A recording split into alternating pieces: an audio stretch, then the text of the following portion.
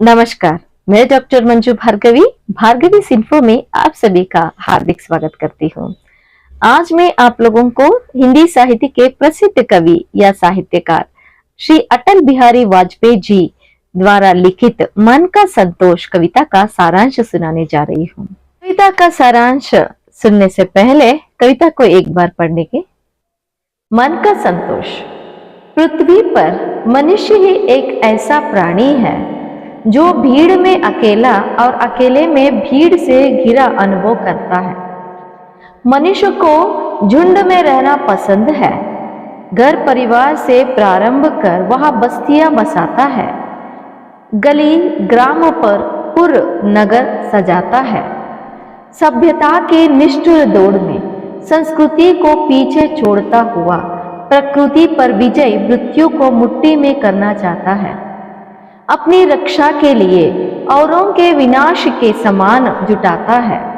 आकाश को अभिशप्त, धरती को निर्वासन, वायु को विषाक्त, जल को दूषित करने में संकोच नहीं करता।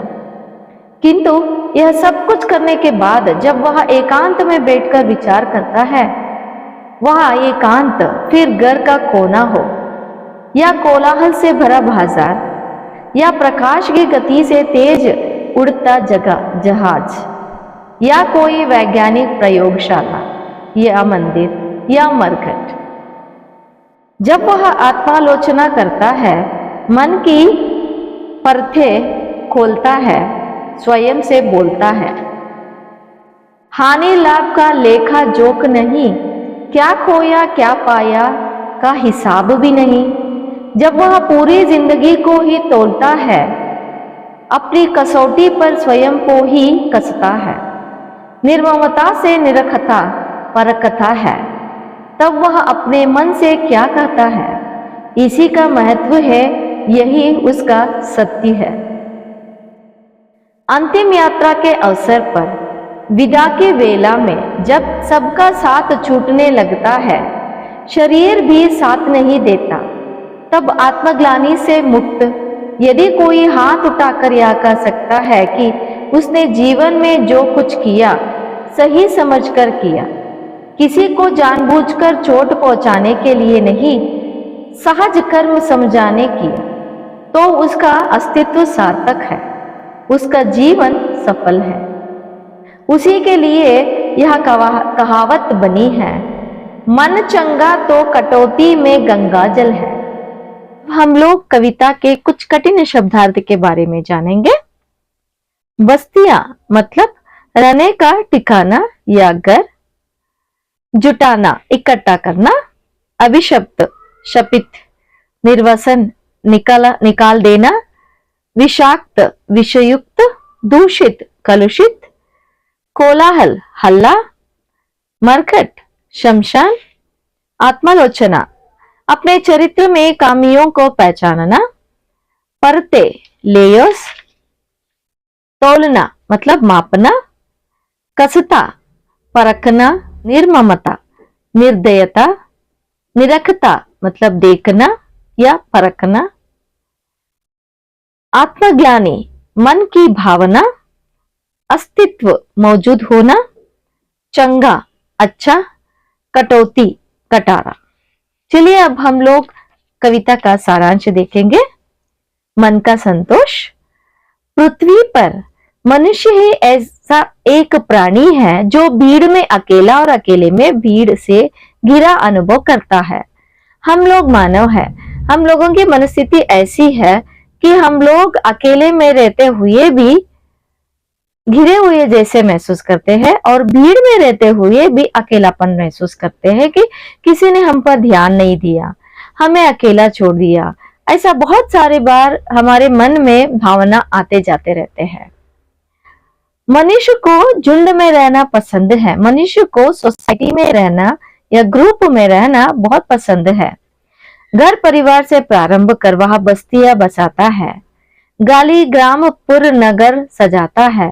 मनुष्य ऐसा है कि वह घर परिवार को आरंभ करता है, एक फैमिली से शुरू करता है। जॉइंट फैमिली होता है, जॉइंट फैमिली से आसपास की घर होते हैं, उसके बाद स्ट्रीट होते हैं, एरिया होता है और स्टेट होता है, उसके बाद कंट्री होता है। इस जैसे वो सोसाइटी को बढ़ाता है। सभ्यता की दृष्टि दौड़ में संस्कृति को पीछे छोड़ता हुआ प्रकृति पर विजय मृत्यु को मुट्ठी में करना चाहता है। मनुष्य ऐसा है कि झुंड में तो रहना चाहता है, समाज का निर्माण में उसने कर दिया, पर यहाँ पे क्या है, सभ्यता मतलब डिसिप्लिन या कल्चर का एक दृष्टि में रख कर वह अपनी संस्कृति को पीछे छोड़ देता है, अपनी मनुष्यता को वह भूल जाता है और मृत्यु को अपनी मुट्ठी में करना चाहता है। अपनी रक्षा के लिए औरों के विनाश के सामान जुटाता है, अपने आप को रक्षा करने के लिए दूसरों को विनाश करना चाहता है। दूसरों को विनाश करने के लिए वह मन से, बुद्धि से, शारीरिक बल से बहुत सारे बुरे प्रयास भी करता है। आकाश को अभिशप्त, धरती को निर्वसन, वायु को विषाक्त, जल को दूषित करने में संकोच नहीं करता। वह प्रकृति को भी हानि पहुंचाने में पीछे नहीं हटता है, क्योंकि वह आगे बढ़ना चाहता है, सिर्फ स्वार्थी बन गया है, अपने आप को बचाना चाहता है। किंतु यह सब कुछ करने के बाद जब वह एकांत में बैठकर विचार करता है, वह एकांत फिर घर का कोना हो या कोलाहल से भरा बाजार या प्रकाश की गति से तेज उड़ाता जहाज या कोई वैज्ञानिक प्रयोगशाला या मंदिर या मरकट, ये सब बुरे काम कर देता है। उसके बाद वह मन शांति को ढूंढना चाहता है और मन शांति को ढूंढने के लिए हर जगह पे बैठता है। घर के कोने में भी बैठ सकता है, वहां पे शांति नहीं मिलती है फिर भी वहां पे वह बैठ के तप करना चाहता है, मेडिटेशन करना चाहता है और वह बाहर जाता है, घूमने जाता है, हवा खाने जाता है, बहुत सारे ऐसे प्रयास करता है, मंदिर जाता है, मस्जिद जाता है, फाइनली वहां शमशान पे भी चला जाता है अपनी मन शांति को ढूंढने, फिर भी उसे मन शांति नहीं मिलती है, क्योंकि उसने कर्म भी ऐसे किए हैं वह अच्छे नहीं है। अच्छा कर्म नहीं किया तो अच्छी मनस्थिति कैसे मिलेगी उसे। जब वह आत्मालोचना करता है, अपनी मनस्थिति को वह सोचता है कि अपने जो चरित्र में बसी हुई खामियों को ढूंढना शुरू करता है, मन के पर्दे खोलता है, स्वयं से बोलता है, हानि लाभ का लेखा जोखा नहीं, क्या खोया क्या पाए का हिसाब भी नहीं। जब वह पूरी जिंदगी को ही तोलता है, अपनी कसौटी पर स्वयं को ही कसता है, निर्ममता से निराकता परखता है, तब वह अपने मन से क्या कहता है, इसी का महत्व है, यही उसका सत्य है। जब वह अपने आप को परखने बैठता है तो मैंने क्या गलत किया, कहाँ पे गलत किया, मेरे साथ ऐसा अन्याय क्यों हो रहा है, मुझे दुखी क्यों हो रहा है, दुख क्यों हो रहा है, सब कुछ वह सोचने लगता है। तो अपना किए हुए कर्म के बारे में भी वह सोचने लगता है, पर उसका एक लेखा जोखा नहीं है, उसने बहुत ऐसे कर्म कर दिए हैं तो वह माफी का लायक नहीं है।